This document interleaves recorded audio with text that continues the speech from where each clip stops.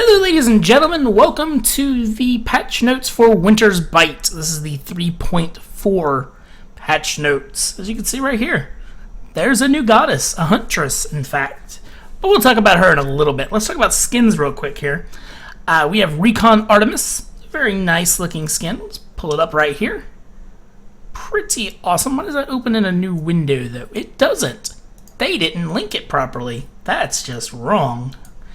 We also have Hellrider Chiron, which is a flaming horseman, similar to the style of the Ao Kuang skin.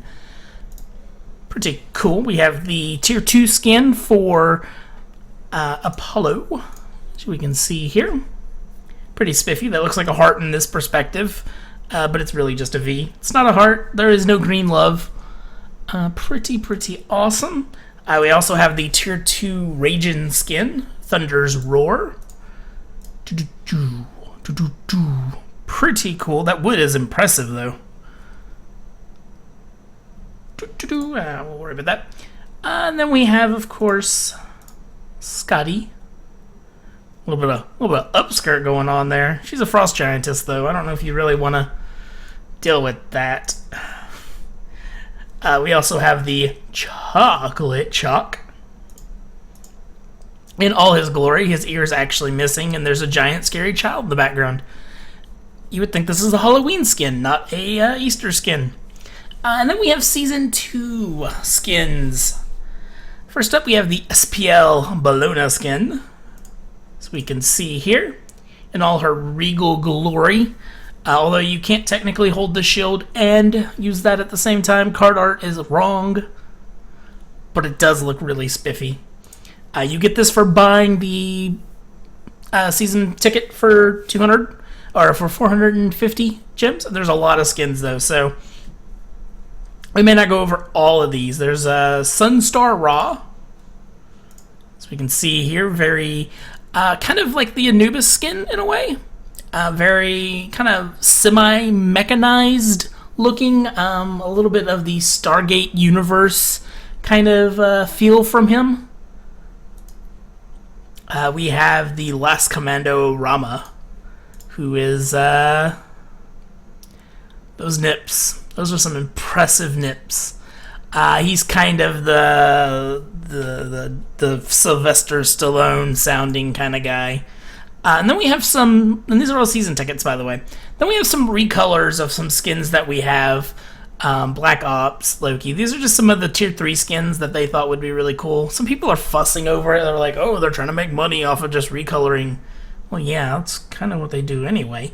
But, in all honesty, you're paying $450 and you're getting all this plus a lot more. We also have Apollo getting his Mastery skin updated to being the normal style for humanoids at least. Normal skin and gold and blue. It's pretty awesome.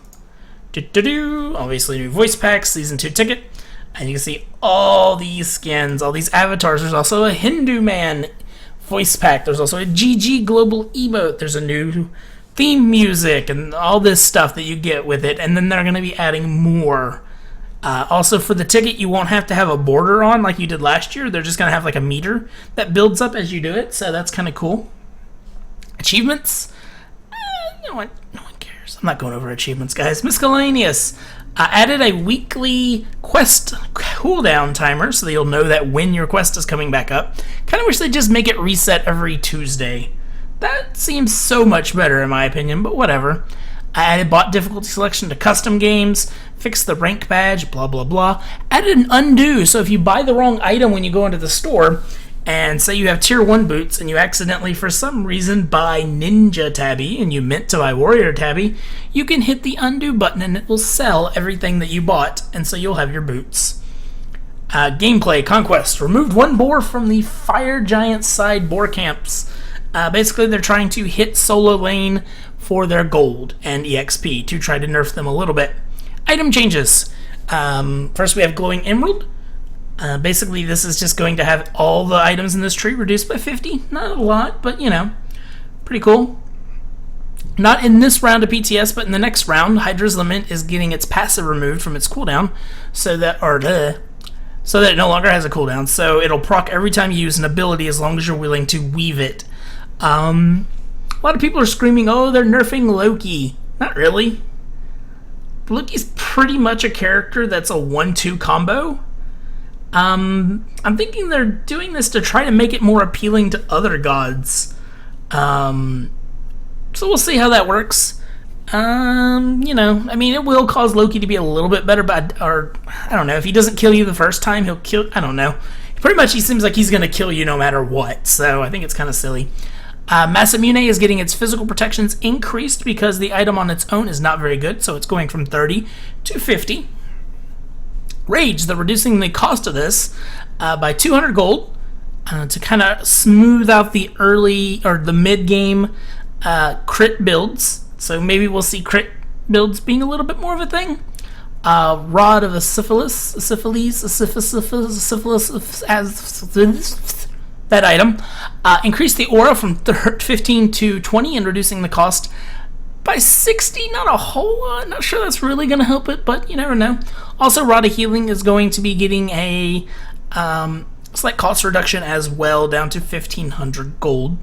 Sanctuary can no longer be activated while casting other abilities. This is a pretty good nerf to the item. And then Wind Demon, increasing the healing debuff. It doesn't matter. They're increasing it from 3 to 8. I still think the item's bad.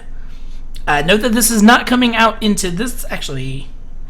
Enfeeble part, I think, is. No. Yeah, the enfeebling part is. So they're increasing on her's physical protection debuff from 15 to 20.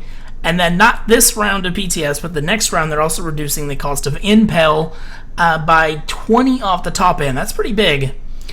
Fixed a problem with Bakasura where he was unable to eat small minions in the blue camp. Because, okay. Chalk, my love, is getting a little bit of buffing here, going from 90 seconds to 75 seconds on his ultimate. Nice. Now, this change I don't like, but they justify it. I wish they'd nerfed his healing then. But anyway, Chalk's going to have increased movement speed. His basic damage is going up by 4, so not a huge amount, mind you. Strength of Pain, his passive is going up, increasing the power buff 30 plus 1 per level to 30 plus 2 per level. And Earthbreaker's getting a slightly lower cooldown to match that of Driving Strike. Kukulkan is also getting a little bit of love. Zephyr is going to have a lot higher, well, 15%, a good bit higher, scaling on its magical power. And then Whirlwind is going to have its mana drastically reduced in the top end, going from 150 to 110. One of the things I noticed, like right before playing Kukulkan, right before I go back, I tend to wind up having it to the point to where my ultimate's cheaper than my Whirlwind. So I just pop my ult to clear a wave or something because it's cheaper and the cooldown's not like amazingly long. So unless I know a Gold Fairy fight might be happening soon, I just kind of use my ult. I'm sure a few people do. But it just, this is a great help because mana is so intense on him late game. It's actually quite obnoxious. So you'll be able to get like maybe an extra, almost an extra Whirlwind or two, at least out of your mana, depending on how much MP5 you have. Anyway, Guan Yu, Conviction, has having its cooldown increase slightly. Yeah, it's not much to say about that. They think he's doing a little too well because of his healing, but they like the way his healing feels, so just a slight nerf. Ra, the lifetime of his Speed of Light, which is his passive, is increased from 10 to 5 seconds. So this means that he is able to not have to juggle it as much in order to keep it up. So that's pretty good. The problem most men have. Anyway, Raijin, you can no longer proc his 2 twice, or no longer proc Soul Reaver twice off of that ability. So that's pretty good. That was like, most people didn't realize it, and that's what really made him broken. Rama, basically he has more arrows and they cost less. So they reduced the time to generate from 15 to 12 seconds, and they reduced the mana cost from 25 to 20. It used to be 0, though, so think about that. Thanatos getting a slight early game buff because God. So he's going from 11 to 14 physical power, and they're increasing his base attack power from 35 to 39, making him a little bit better. And then there was a bug with Uller. So let's go talk about what we really care about, though. Skadi. Whew, Skadi is one hell of a character. So let's talk about her passive, because that's the obvious place to start. Kaldir, the Winter Wolf. Whew. So he has two forms, Beast and Elemental. While he is in Beast form, he can be attacked. He can attack enemies and be attacked. While in Elemental form, he is immune to attacks and generates health over time. His forms and everything can be controlled with Skadi's abilities. But he goes into Elemental form when he loses all hit points. So he has a total of 5 hit points. So he's like a Kumbhakarna, or no, actually it's not a good example because it can be hurt by abilities and minions. Okay, so basically he's like a hive that can be hit by minions, but he has 5 hit points, or by not by minions, but by by minions too, but by abilities. So he has 5 hit points. He does 50% of the attack speed that Skadi does, but his movement's 110% of Skadi's, so that's something to keep in mind. And if you cast Sprint on her, it's going to go on him as well. Lane minions do every 5 hits is 1 HP. Every other source is 1 HP lost for any attack or ability. So yeah, that's her passive. Piercing Cold is her first ability. She shoots out on ice. By the way, she throws spears. It's kind of cool. She's on her junior. Skadi throws an icy spear forward, dealing damage. Actually, pretty good damage too. Kaldir's basic attacks deal double damage to targets afflicted by Piercing Cold. And it has a slow. Because why not? It's 15-second cooldown. 20 to 40% slow. So that's a pretty impactful slow as well. 70 to 90 scaling in the mana department. Pretty good. Pretty strong ability. Rune of Hunt. So she can place it on it's toggleable ability, but you can toggle it onto an enemy. And while Kaldir will assume his beast form and chase enemies that are marked. If the marked enemy dies, he automatically switches to a nearby enemy. When toggled off, he returns to her, reverting to his elemental way to heal up, mainly. This ability can be activated at rank 0, so it's kind of like a stance switch on an ultimate. And Kaldir gains new skills as he ranks up. So, has no mana cost, has a 0.5 second cooldown, so it's not instant. But it's close. So, basic attack damage is 60, 80, 80, 100, 100% of Skadi's basic attack damage. At rank 1, he gains the ability to dash. At rank 3, abilities kills him.